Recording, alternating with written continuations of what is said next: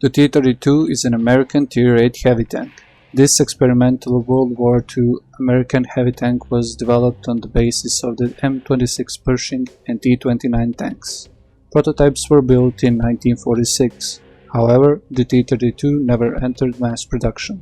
Compared to other tanks of its tier, the T32's main weakness is the 105mm T5E1, as it lacks high penetrating power and can struggle in frontal engagements. The T32 is excellent in hull down positions when defending or in slow pushes, but let's see what it can do in some tier 10 games.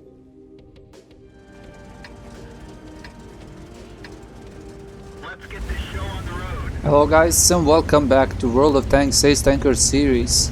As you can see, today we'll be playing on the map Karelia and we are going to play on the assault game mode. So I am driving the T32. As you may well know, I have been playing this tank for a while and I'm going to M103. I currently have the M103 but still didn't sell the T32 and I had some really nice games. So what I want to show you in this gameplay is how you should play your heavy tanks. Well, basically any of the tanks that you have on this game mode on this map. So usually what happens is that you are going to attack on one of these two directions, the one of them being on the A0 and the other being on the K1. So that's the left and the right side of the map. The forces are split at the beginning of the map to cover both left and right side, and usually it is a good idea to attack on both sides and split the enemy forces. If they concentrate on defending one side, you can push the other and so on.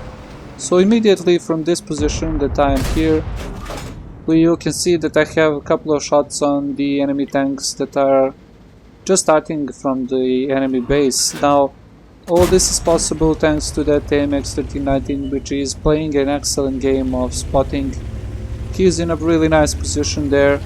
He is able to spot the T34 and the Centurion 7-1, and that allowed the entirety of our team that is going on the right side put a couple of shots on the enemy tanks. So I'm still shooting blind shots on some of the known locations that the enemy tanks may be. You saw where that Centurion 7-1 went, and that's his last known position, and probably something is on that corner. It usually happens that there is somebody on that corner, and there it is.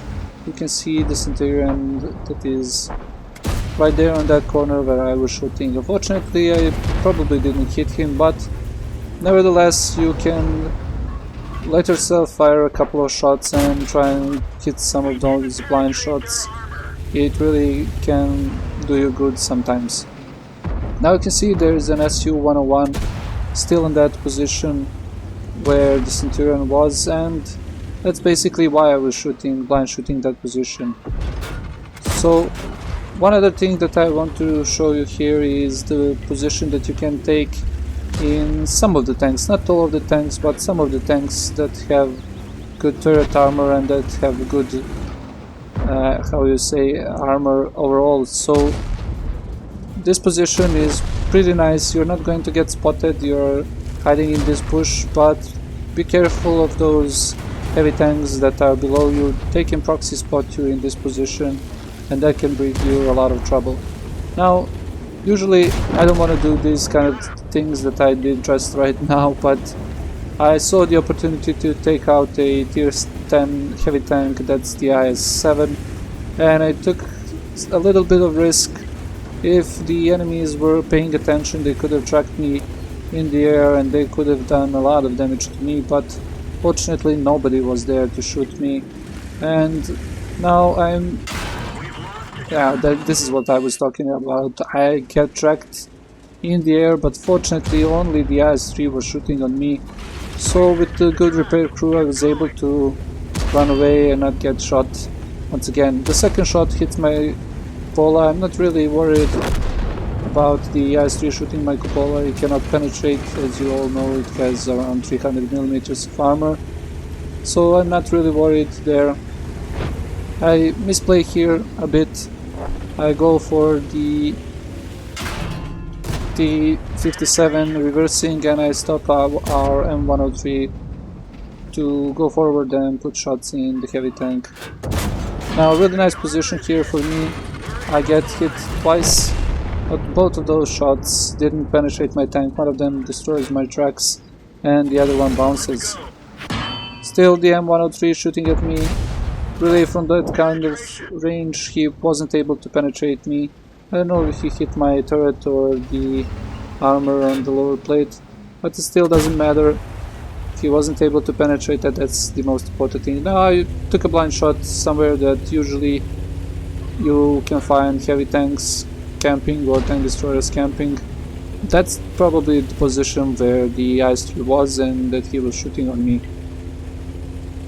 So another thing that I want to show you, if you are driving your heavy tanks and you want to hide your tanks somehow when you are approaching this position, you can use the terrain on the right side. As you can see here, I'm only exposing my cupola, and now I'm going to start to put shots in this IS-3. Our first shot goes right in, still in a pretty nice position here. I'm not going to get penetrated by that IS-3 if I only expose my cupola. Fortunately, the second shot really doesn't penetrate, but he doesn't penetrate either, so it doesn't matter. Now, there's a tier 10 tank destroyer, shoots my cupola, still cannot penetrate, the IS-3 cannot penetrate. So you are not going to do this in every tank, but when you have the tank that has a lot of armor in the turret, like the T32 has, you can exploit this position and really not allow your enemies to put any shots in you. So the E4 decides to find something else to do. He doesn't want to shoot my turret, and the IS-3 decides to show his back to me. And as soon as he is not looking at me, I can move forward and try and find a couple of shots in his back. Now, you may notice that the IS-7 and the M103 are still up there sniping. Now they're closing in. It really doesn't matter when you're playing the assault game mode. You cannot wait for your top tier tanks to advance.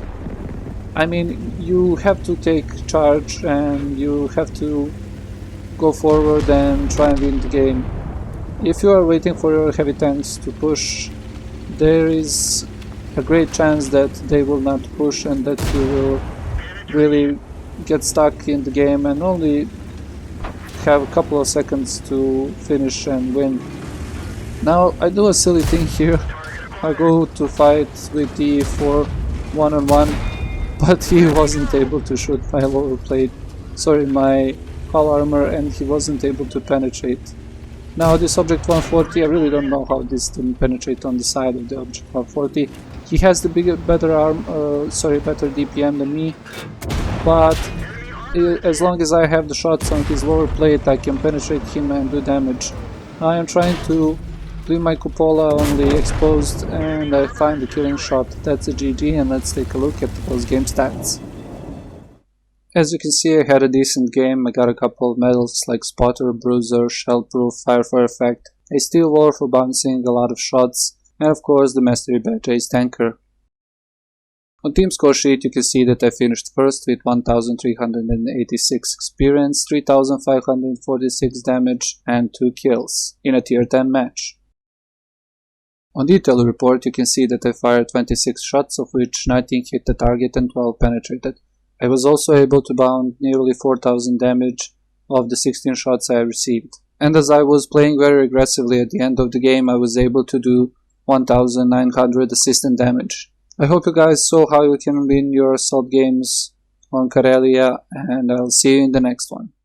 Thank you all for watching. If you didn't like the video, drop a dislike or leave a comment how I can improve the channel.